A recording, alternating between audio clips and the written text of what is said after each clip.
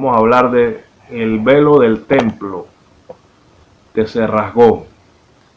Este es un tema bastante interesante y muy importante para cada uno de nosotros, cada uno de la humanidad entera. Es un hecho trascendental, hermano, que ocurrió en aquel tiempo, donde nuestro Señor Jesucristo entrega su vida, hermano, y el velo del templo fue rasgado por la mitad en dos. Vamos a ir viendo, hermano, qué aconteció en este momento cuando el velo del templo se rasgó, hermano. Así que vámonos inmediatamente con su Biblia al libro de Mateo, capítulo 27, el versículo 51. Mateo 27, 51. Dice la palabra: en ese momento el velo del templo se rasgó en dos, de arriba hacia abajo. La tierra tembló, las rocas se partieron. ¿De qué momento está hablando aquí el escritor, hermano? Cuando usted lee todo Mateo 27, nos damos cuenta de que habla de la muerte de nuestro Señor Jesucristo. Nuestro Señor Jesucristo ya había entregado su vida, hermano, y estaba en el madero, estaba en la cruz, entregando su vida por cada uno de nosotros, hermano. Y en esos momentos que Él está entregando su vida, Él dice unas palabras, hermano, muy poderosas, que dice: consumado es. Estas palabras, hermano, nos indican de que ya nuestro Señor Jesucristo había hecho todo, hermano, todo. Y más enfáticamente nos dice que Él había cumplido ya toda la ley. La cumplió toda. Recordemos que Jesús nace bajo la ley. Dice, nacido de mujer y nacido bajo la ley. Y por ende, una de las cosas que nuestro Señor Jesucristo hizo al venir a esta tierra fue cumplir toda la ley para que nosotros ya no la cumpliéramos. Entonces Jesús cumple todo, hermano. Dice, consumado es.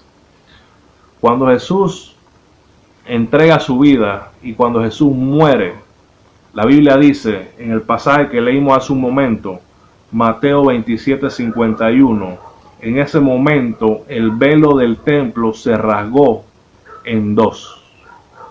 Inmediatamente cuando Jesús muere, el velo del templo, hermano, se rasga en dos. Pero, ¿qué era el velo del templo, hermano? ¿Qué simbolizaba esto? Recordemos que para el judaísmo, el templo en Jerusalén era lo más sagrado para ellos, hermano. Era el centro de la religión organizada, era el templo en Jerusalén. Ese templo, hermano, estaba dividido de diversas formas, de diferentes maneras. Y vámonos al libro de Hebreos, que Hebreos nos va a decir en qué forma estaba dividido el templo, hermano. Vámonos a Hebreos, capítulo 9, del versículo 1 al 4. Hebreos 9, del 1 al 4, dice la palabra: ahora bien, incluso el primer pacto, hablando de la ley, el primer pacto es la ley. Ahora bien, incluso el primer pacto tenía reglas para el culto y un santuario terrenal. En efecto, el tabernáculo estaba dispuesto así. Mire la forma, hermano, en que el tabernáculo estaba dispuesto o estaba conformado. Mire lo que dice Hebreos. En la primera parte, llamada el lugar santo, estaba el candelero, la mesa de los panes de la propiciación. El versículo 3 dice: tras el segundo velo estaba la parte del tabernáculo llamada el lugar santísimo. Hermano, en el segundo velo, ¿qué estaba en el segundo velo? Dice la Biblia que ese lugar se llamaba el lugar santísimo. en el segundo velo. ¿Y qué había en el segundo velo? Vamos a seguir leyendo y nos vamos a dar cuenta qué había detrás del segundo velo. Tras el segundo velo estaba la parte del tabernáculo llamada el lugar santísimo, el cual tenía un incensario de oro y el arca del pacto, totalmente recubierta de oro. En el arca había una urna de oro que contenía el maná, la vara de Aarón que reverdeció y las tablas del pacto. Hermano, en el lugar santísimo estaba el arca del pacto. Y el arca del pacto, hermano, simbolizaba la presencia misma de Dios. Eso era lo que simbolizaba, hermano, el arca del pacto, la presencia misma de Dios. ¿Y dónde estaba el arca del pacto? Estaba detrás del velo.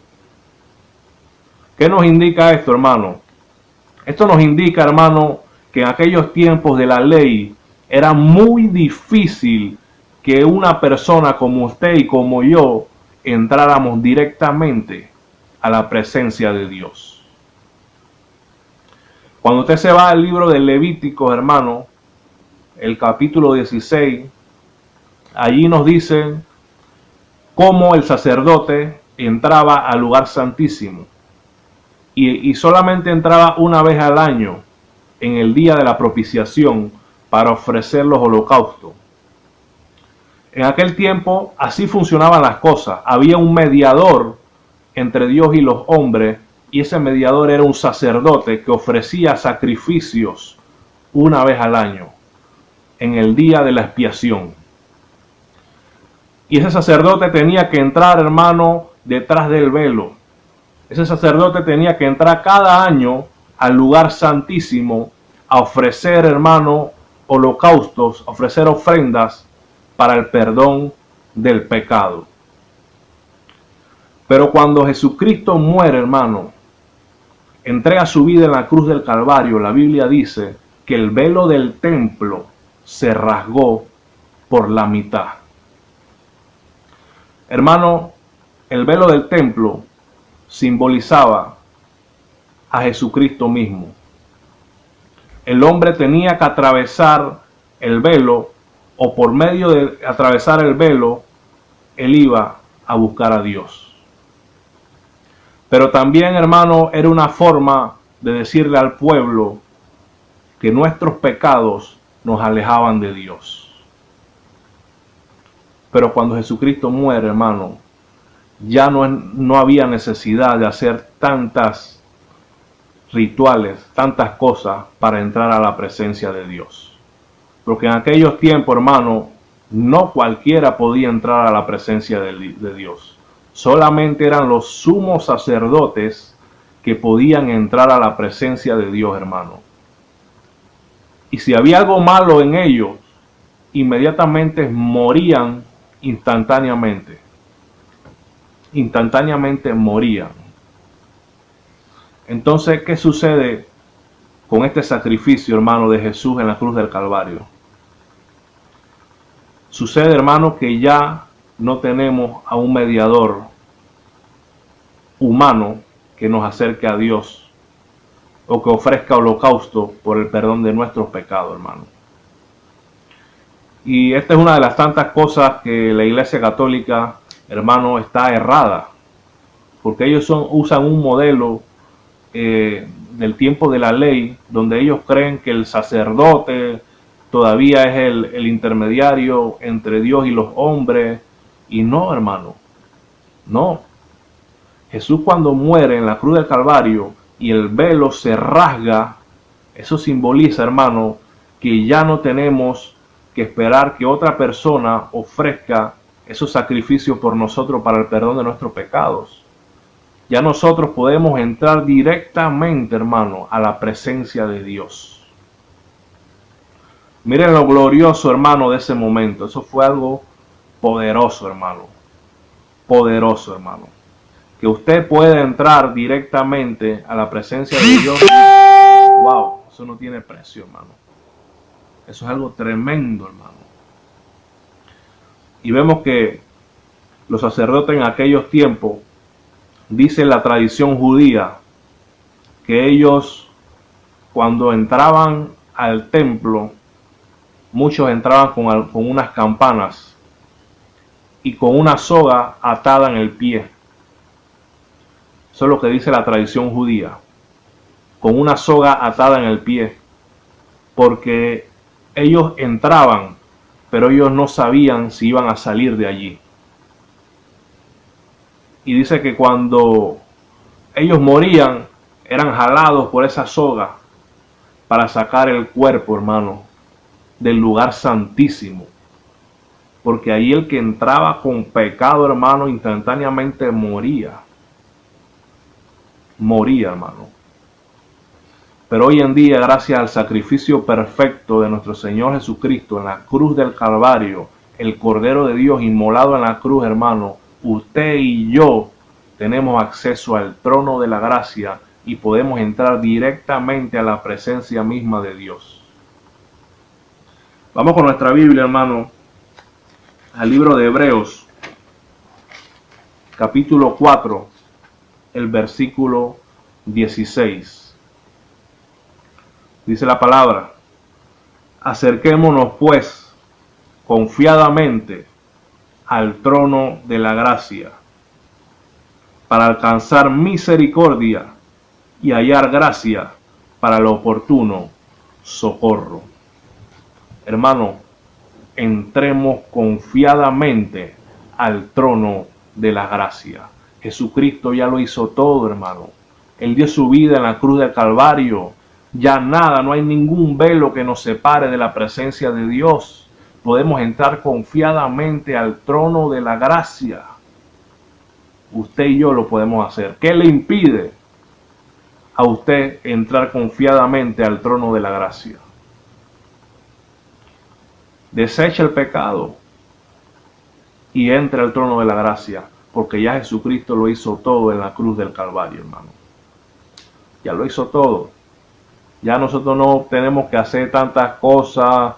Ya inclusive se hace fácil entrar.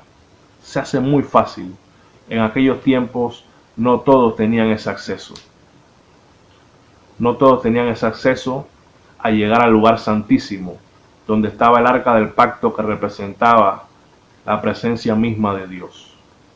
No todos tenían ese acceso, pero al rasgarse el velo por la muerte de Jesucristo, todos tenemos acceso a entrar a la presencia de Dios, a entrar al trono de la gracia. En estos tiempos difíciles, hermano, ¿qué le impide a usted entrar directamente a la presencia de Dios? Nada se lo impide. O sea, en estos momentos yo le exhorto una vez más a que entregue su vida a Dios, porque ya Cristo lo hizo todo por usted. Porque hay un solo Dios y un solo mediador entre Dios y los hombres, y se llama Jesucristo. No es el Papa, no es el cura, es Jesús. Él fue el que dio su vida en la cruz del Calvario, y por medio de ese sacrificio, el templo, el velo del templo fue rasgado por la mitad, hermano. Ya se acabó todos esos rituales, todo eso se acabó por medio del sacrificio de Jesús. Entonces nada nos impide hoy en día a nosotros entrar confiadamente al trono de la gracia. Pues, hermanos, quería compartir con ustedes esta pequeña palabra, esta pequeña exhortación, pequeña por lo corto, pero poderosa en Dios. Hermanos, busquemos de Dios, entreguémosle nuestra vida, porque ya lo hizo todo. Y no hay excusa, hermano, no hay excusa. Si fuera como los tiempos de antes, que se hacía muy difícil, los tiempos de la ley, se hacía muy difícil buscar la presencia de Dios, de repente hubiera excusa, hermano. Que un intermediario, un sacerdote, un sumo sacerdote tendría que entrar allá y ofrecer sacrificio por usted una vez al año. Probablemente usted hubiera tenido excusa, pero ya no tiene excusa, porque Jesús lo hizo todo en la cruz del Calvario. Solamente queda de usted entregarle su vida a Dios. Dios te bendiga y que la paz de Dios, el amor y la gracia recaiga sobre tu vida, sobre tu familia. Bendiciones de lo alto.